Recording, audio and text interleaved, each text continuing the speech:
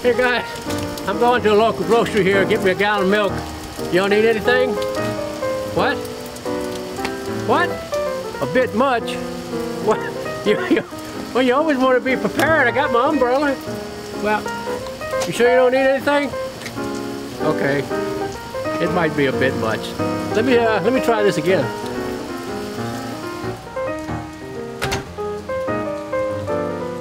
All right, I'm gonna get my gallon of milk. And guess what? Got old Trusty with me. What a difference. Still prepared.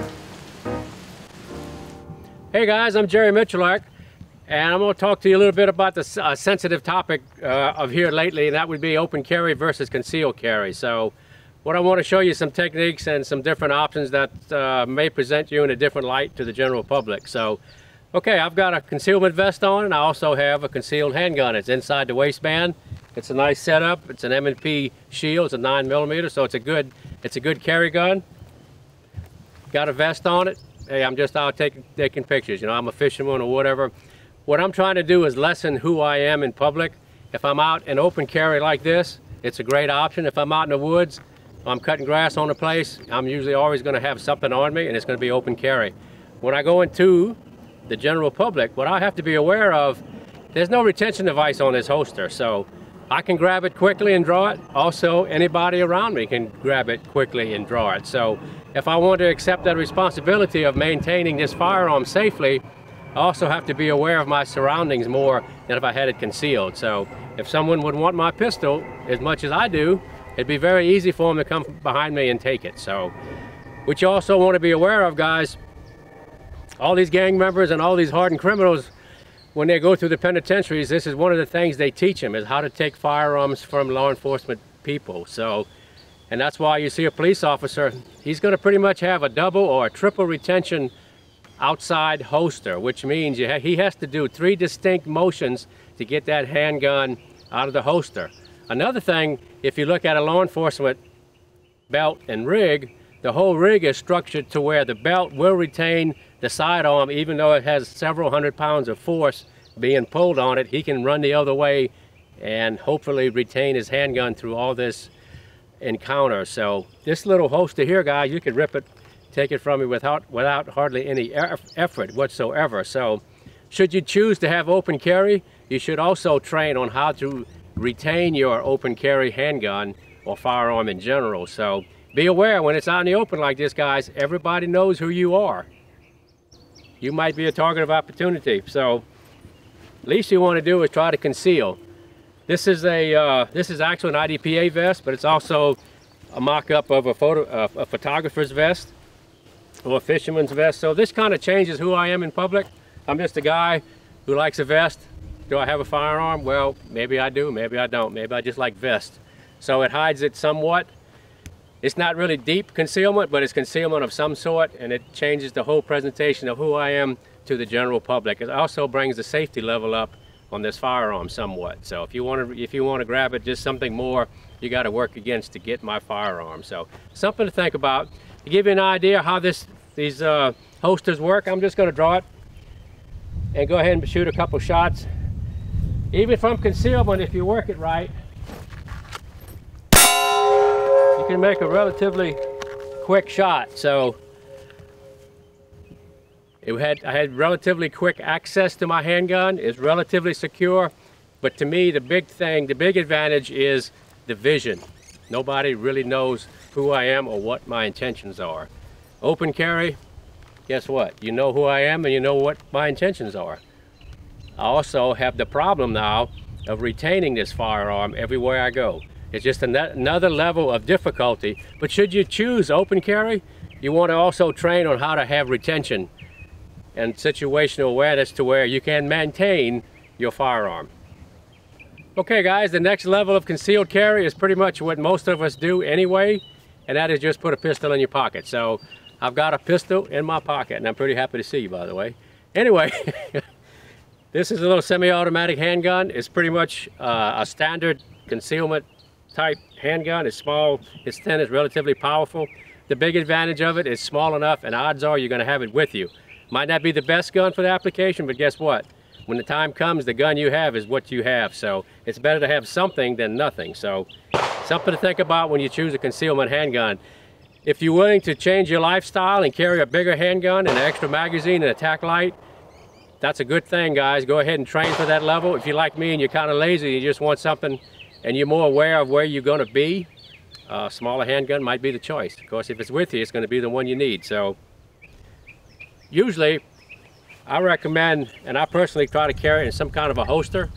This little pistol has an external safety. It's a striker fired double action pistol, so it has an auxiliary safety, and that pretty much deactivates the trigger. And what you want to be aware of when you stick things in your pockets, you want to have, that's the only thing in your pocket. You don't want a bunch of keys, a bunch of coins getting in the way of the trigger. Last thing you want to do is pull it out and have a coin stuck behind the trigger and you can't pull the trigger. So the idea behind these holsters is to prevent an occurrence like that. And also women who would conceal their handguns in a purse. Last thing you want to do is pull it out and have a key or a bobby pin or something stuck behind the trigger, then you can't shoot it. Another thing you want to realize, if you stick a handgun in your pocket, you're exposing it to a lot of dirt and debris, so your maintenance level has to be higher. Just because you hadn't fired it in a year doesn't mean it isn't dirty, guys. So stay on top of your maintenance. If you choose to carry it this way, it's also going to be a lot of, it's a very humid spot in your pocket. So ammunition deteriorates quick.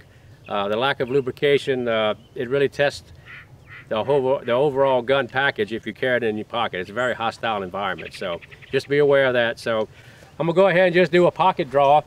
These blue jeans aren't the best thing, but it's pretty much what I wear around the property, so this is probably what I'm gonna do anyway, is just drop it in my pocket like this.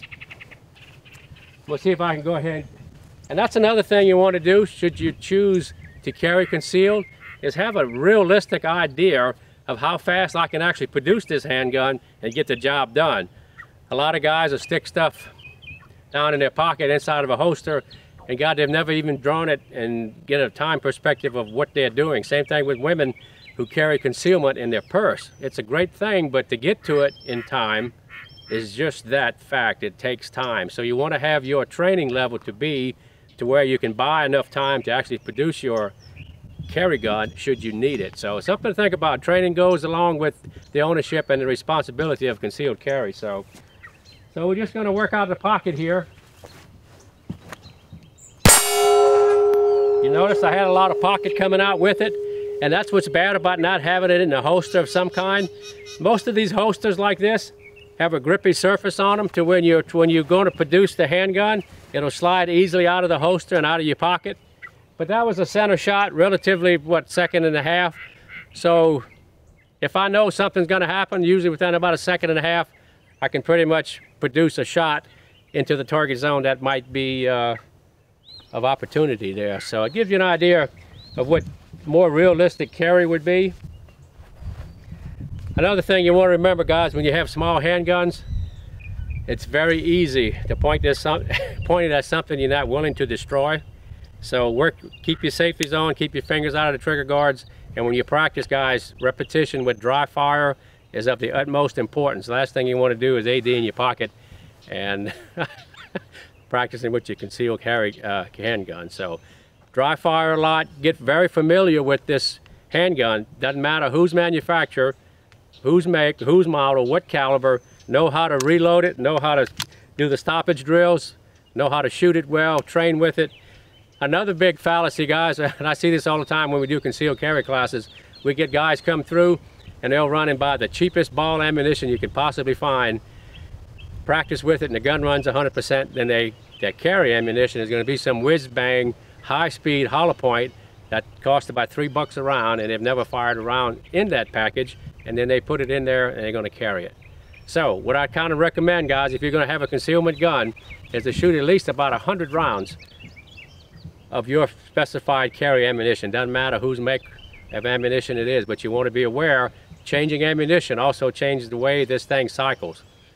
And with a semi-automatic pistol, if it's not functioning, you're not having a good day. So when you go out and you practice your concealment with your concealment handgun, you want to shoot it strong hand, you want to shoot it weak hand, you want to shoot it with a limp wrist, you want to shoot it with two hands.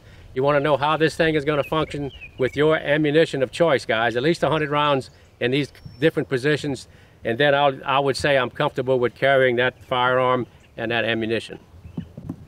Hey guys, we're gonna go to the next level. This is truly open carry with a full-size handgun. If I'm out hunting or on my tractor bush hogging or whatever, if I'm out on my property doing anything, this is pretty much what you're gonna see on me. It's a full-size semi-automatic handgun. It's got a light on, it's got cool witness metallic sights, it's got a laser, it's magna ported, it's got all the bells and whistles, got a high capacity magazine. This is pretty much my, what I'm gonna go to gun, okay? The holster the holster here is a Hogue and it has a retention device on it. Now there again guys, when I'm open carrying this handgun, I'm not gonna be around a bunch of people. The reason I have a retention device is if I'm on a tractor or a four-wheeler, last thing I want to do is sit down and have my handgun fall out under the bush hog or lose it in the swamp somewhere when I'm hunting. So this retention level to me is what I want. What I don't have is a police duty belt. So this can be broken off the belt and taken as a whole package, which is not a good thing if I'm out in the public. So this is my in the woods belt, in the woods holster, and pretty much what you're going to see me around my place is going to be a handgun set up similar to this, or it might be a revolver. But anyway, it's going to be a full size on the outside. I don't necessarily want to walk around in public like this. It draws a lot of attention on who I am, and it also presents this gun to people that I'm not willing to give it to just yet. So this is my open carry gun. It's good for what it is. It's full power. Let's go ahead and shoot a couple of rounds. And you can see it puts them right in the middle. That's a 40 Smith & Wesson full caliber. So there you have it guys, open carry with a full-size gun. Hey guys, I've got my open carry guns on. Louisiana is legal to carry open. I've got one of my favorite ARs. I love these things. I make a living with them. I train with them. This is who I am. Both of these guns are who I am.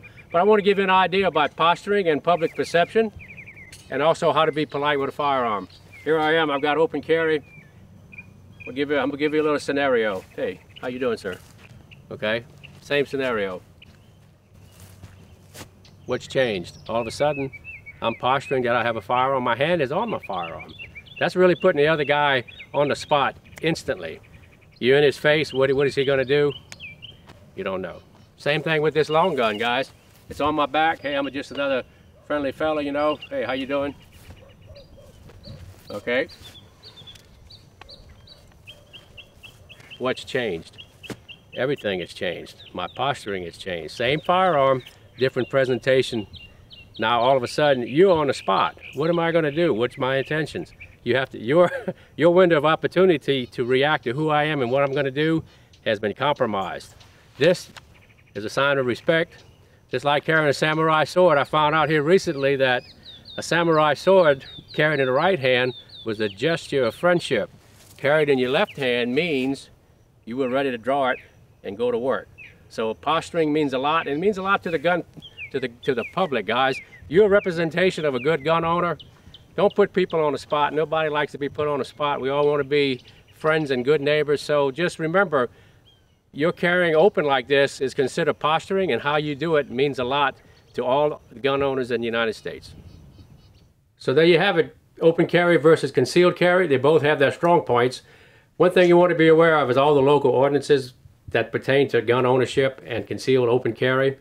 What you want to do, guys, you want to train hard. You want to present yourself well in public. You are a representation of all the gun owners in the United States, so be safe and represent us well. I'd like to invite you to subscribe to Miculek.com. Like me on Facebook. You'll find a link in the description box below. Also, guys, keep posted. We got some good stuff coming your way.